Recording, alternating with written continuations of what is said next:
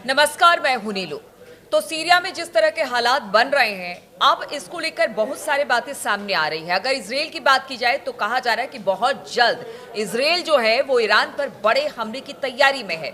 और खबर ये भी आ रही है कि ट्रंप जैसे ही शपथ लेंगे वैसे ही ईरान पर कोई बड़ी कार्रवाई हो सकती है। और ऐसा हम इसलिए कह रहे हैं कि अमेरिकी अखबार में इस तरह की बहुत चर्चा है, सोशल मीडिया में इसके पीछे को लेकर, बातों को लेकर बहुत सारी चर्चा है। क्या है इसके पीछे की वजह, बातचीत करने के लिए मयंक मेरे साथ जुड़े हुए हैं। मयंक, बहुत सारी चर्चाएं इस वक्त प्रबल हैं, खास तौर पर सीरिया में जिस तरह से इस वक्त स्थिति बहुत अच्छी नहीं है। अब कहा जा रहा है कि इजराइल जो है ईरान पर बड़े हमले की तैयारी में है। ट्रंप आएंगे तो ईरान के खिलाफ कोई बड़ा कदम ले सकते हैं। आखिर इसके पीछे, इस तरह की चर्चा के पीछे क्या वजह है? देखिए, इसके पीछे की 3 बड़ी वजह बताते हैं आपको। जो है, एक तो आपने खुद ही जिसका जिक्र किया कि अमेरिका के कुछ अखबारों में, कुछ बड़े अखबारों में इस तरह की चर्चाएं हो रही हैं कि जैसे ही ट्रंप शपथ लेंगे, बताया जा रहा है कि शायद 20 जनवरी को ट्रंप राष्ट्रपति पद की शपथ लेंगे, उसके बाद उनका पहला फैसला हो सकता है ईरान पर स्ट्राइक करना। अब ऐसा कुछ अखबारों में, सोशल मीडिया में इस तरह की चर्चा हो रही है। हम इसके बारे में विस्तार से बात करेंगे। दूसरी वजह, इजराइल ने जिस तरह से सीरिया में हमले किए हैं, दमिश्क के करीब तक इजराइल पहुंच गया है, एयर स्ट्राइक्स हो रही हैं ज़बरदस्त, और जो है ग्राउंड फोर्सेस अंदर घुस गई हैं, टैंक अंदर सीरिया में घुस गए हैं। उसके बाद ये माना जा रहा है कि क्या नेतन्याहू का अगला मकसद, जब सीज फायर हुआ था तब नेतन्याहू ने यही कहा था कि हम जो है ईरान पे हमले की, मतलब ईरान जो है हमारा फोकस रहेगा। दूसरी बड़ी वजह, तीसरी बड़ी वजह जो मानी जा रही है वो ईरान की तैयारी। देखिए, ये इस तरह की चर्चाएं तो है ही कि जो है अमेरिका कहीं हमला ना कर दे, इजराइल कहीं हमला ना करेगा, हम उसकी बात करेंगे। लेकिन इसी बीच में इस तरह की भी खबरें आ रही हैं। अभी खामेनी ने एक बयान दिया जिसकी हमने पिछले वीडियो में चर्चा की थी। ईरान जो है वो अपने तरफ से बड़े युद्ध की तैयारी ईरान ने शुरू कर दी है, और रूस भी उसकी मदद के लिए पूरी तरह से सामने आ गया है। कैसी आशंका ईरान को भी है कि बिल्कुल ईरान भी तैयार है। देखिए, हम आपको बताएं, जो ये पूरी बात सामने आ रही है कि देखिए, इस सीरिया में जिस तरह से पहले सीज फायर होता है लिबनान और हिजबुल्ला और इजराइल के बीच में, इसके तुरंत बाद से जो सीरिया में अचानक वॉर शुरू हो गया, और देखिए जिस तरह से ईरान, बशर अल असद वहाँ से रूस चले जाते हैं, और एक प्रकार से देखिए ईरान और रूस जो है उसको एक प्रकार का सेटबैक लगा सीरिया में। लेकिन उसके बाद जो है जिस तरह से खबरें निकल के आ रही हैं, उसमें ये बात सामने आ रही है कि ट्रंप ये चाहते हैं कि किसी भी तरह से ईरान का न्यूक्लियर प्रोग्राम रुकना चाहिए। उसको लेकर अमेरिका लगातार ये कहता रहा है कि इस प्रोग्राम को रोकना जरूरी है, क्योंकि इससे अगर इस तरह से सफल परीक्षण हो गया तो देखिए, हाँ बिल्कुल, आप बिल्कुल सही कह रहे हो। ऐसा बताया जा रहा है कि ट्रंप ने नेतन्याहू से बात भी की इस बारे में, ऐसे सोर्सेस से खबर है, पुख्ता बात तो नहीं पता, जिसमें ये कहा जा रहा है कि ट्रंप ने ये कहा है कि कहीं ऐसा ना हो कि हमारे शासनकाल में, मतलब अगले कुछ दिनों में या कुछ सालों के अंदर जो है वो ईरान एक न्यूक्लियर पावर स्टेट बन जाए।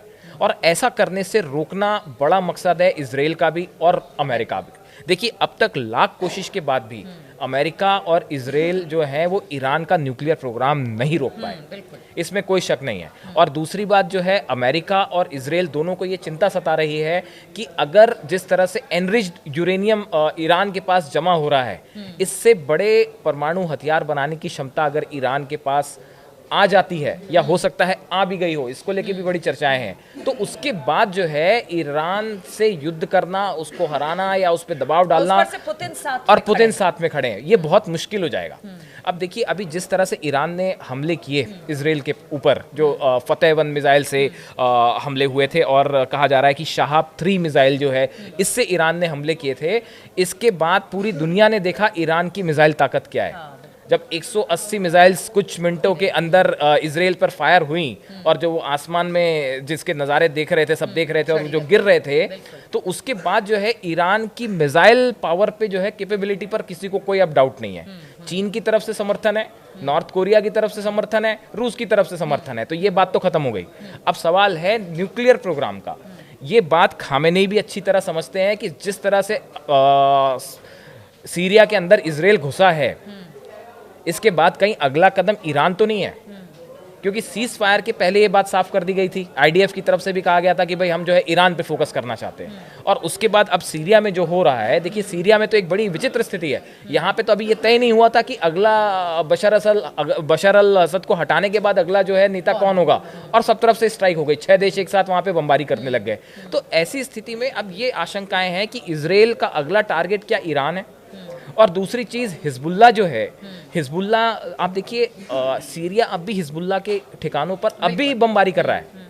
जो सीरिया के इलाके हैं, जो लेबनान के बॉर्डर के इलाके हैं, अभी पिछले 24 घंटे के अंदर कई हमले किए हैं। तो एक प्रकार से देखिए सीज फायर जो है वो है, लेकिन सीज फायर कुछ नाम का सीज फायर ज्यादा है, और उसके पीछे दबे छुपे कितनी चीजें हो रही हैं वो मीडिया में सामने नहीं आ पा रही। ठीक है, हिजबुल्ला के साथ तो है सीज फायर, लेकिन जिस तरह से सीरिया में सब कुछ हुआ और इसके पीछे बहुत सारी खिचड़ी पक रही है, सभी देश अपनी अपनी तरीके से मयंक खिचड़ी पका रहे हैं। अब ये समझ में नहीं आ रहा कि सीरिया का क्या होगा, अमेरिका का क्या स्टैंड है, ईरान क्या लेकर सोचता है, इजराइल लगातार हमले कर रहा है। स्थिति मतलब कहीं सीरिया से भी सीरिया जो हाँ confusion है, वो सीरिया खत्म देखिए नहीं सीरिया की आज जो हालात हैं सीरिया में, वो एक बड़े गृह युद्ध की तरफ आगे बढ़ गया है, या ये कहें कि गृह युद्ध वहाँ शुरू भी हो गया है। वहाँ पे 5-6 मिलिशिया ग्रुप हैं जो आपस में बुरी तरह से लड़ रहे हैं। एक को जो है एसडीएफ को जो है वो अमेरिका सपोर्ट कर रहा है, एसटीएस और एसएनए को जो है वो तुर्की सपोर्ट कर रहा है। ऐसी स्थिति में यहाँ पे जो है एक बड़ा और अमेरिका तुर्की के मतलब मुलाकात हो रही है, दो बिल्कुल देश आपस में बैठ रहे हैं, हाँ, ये जो शांति की बात हो रही हाँ है, आप लेकिन ब्लिंकन और शांति कहीं एर्दोगन नहीं की है। मुलाकात हाँ, की बात कर रहे हैं, तो बिल्कुल, शांति कहीं नहीं है। ब्लिंकन और एर्दोगन की मुलाकात हो रही है। देखिए ये बड़ी अजीब स्थिति है कि एक तरफ से तुर्की जो है वो सपोर्ट कर रहा है उन संगठनों को जो एंटी अमेरिका हैं, और दूसरी तरफ जो है ब्लिंकन और एर्दोगन मिलके वहाँ पे उसका भविष्य भी तय कर रहे हैं। तो ये बड़ी अजीब स्थिति है। अब देखिए अब इसमें जो है इस पूरे मामले में खामेनेई ईरान एक बात बिल्कुल क्लियर समझ चुका है, और वो इस बात के लिए तैयार है कि अगला नंबर उसका हो सकता है। हम आपको बताएं ईरान की अगर तैयारियों की चुप्पी साधे हुए हैं। ईरान की आप तैयारियों की बात करें जैसे, तो वहाँ से इस तरह की जानकारी है कि ऑपरेशन ट्रू प्रॉमिस 3 की तैयारी जो है वो वहाँ पे IRGC जो है उसने वो तैयारियां शुरू कर दी हैं। देखिए अंडरग्राउंड बंकर्स और शेल्टर्स इनको बिल्कुल अलर्ट मोड पे रख दिया गया है कि अगर इजराइल का हमला होता है या अमेरिका का हमला होता है, अगर बैलिस्टिक मिसाइल्स फायर होती हैं, तो कैसे अंडरग्राउंड बंकर्स पे शेल्टर्स में कैसे छिपना है, कैसे वहां पे लोगों को ले जाना है, कैसे बड़े नेताओं को ले जाना है, इसकी तैयारी ऑलरेडी हो गई है। देखिए कहा जा रहा है कि देश की ईरान की पहली डिफेंसिव टनल जो है वो बन के तैयार हो गई है, और वो सिटी सेंटर को सीधा इमाम खुमैनी हॉस्पिटल से जोड़ेगी, ताकि अगर कहीं बड़े स्ट्राइक होता है तो जो घायल होते हैं उनको अंडरग्राउंड टनल से ले जाया जाए। इसके अलावा आप देखिए कि हाइपरसोनिक जितनी बैलिस्टिक मिसाइल्स हैं, हाइपरसोनिक मिसाइल है फतेहबंद जो हमने देखा था कि इजराइल के ऊपर फायर हुई थी, शहाब 3 इसकी रेंज भी करीब 1000 किलोमीटर से ज़्यादा है, एमाद 1 मिसाइल है ये भी करीब 2000 किलोमीटर। ये जितनी मिसाइल्स हैं सब की सब अलर्ट मोड पे हैं ईरान में आज की डेट में, कि अगर एक IRGC की तरफ से और खुमैनी की तरफ से ओके होता है, ये सब दागने के लिए तैयार है। अब देखिए दूसरी तरफ जहाँ तक ईरान के परमाणु कार्यक्रम का सवाल है, देखिए ईरान ने ऐसा लगता है कि पिछले कुछ दिनों के अंदर इसको रोकना तो छोड़िए, इसको और तेज कर दिया है। ये जब से लेबनान और इजराइल का वॉर शुरू हुआ था, 1 साल हो गया करीब इसको, तो हमास के साथ जो अटैक हुआ था, हमास ने जो अटैक हुआ था इजराइल पे, उसके बाद से 1 साल बीत गया। ये पिछले 1 साल में ईरान ने इस कार्यक्रम को तेजी से आगे बढ़ाया है, यूरेनियम के फॉर्म में भी तेजी से आगे बढ़ाया है। दूसरा उसे रूस की तरफ से भी लगातार समर्थन मिल रहा है।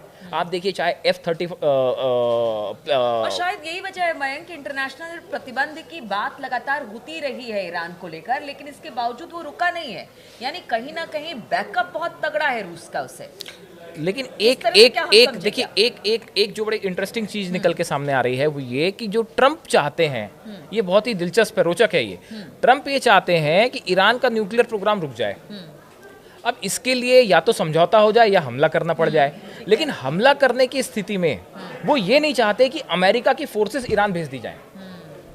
वो चाहते हैं कि ईरान के न्यूक्लियर प्रोग्राम ट्रंप को अमेरिका को न्यूक्लियर प्रोग्राम का हल चाहिए ईरान के, लेकिन वो अपनी फोर्सेस नहीं फंसाना चाहता।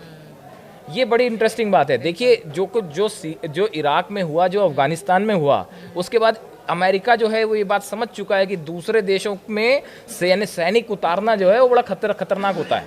उसके बड़े परिणाम भुगतने पड़ते हैं। इसके लिए ट्रंप को वोट भी मिले हैं, क्योंकि वोट भी मिलेंगे, उन्होंने कहा था हम शांति कर देंगे, बिल्कुल शांति ले आएंगे। इस वजह से तो वोट भी इसीलिए मिले हैं। ट्रंप ये चाहते हैं कि हम ईरान का न्यूक्लियर प्रोग्राम तो रुक जाए, लेकिन जो अपनी फोर्सेस ना उतारनी पड़े।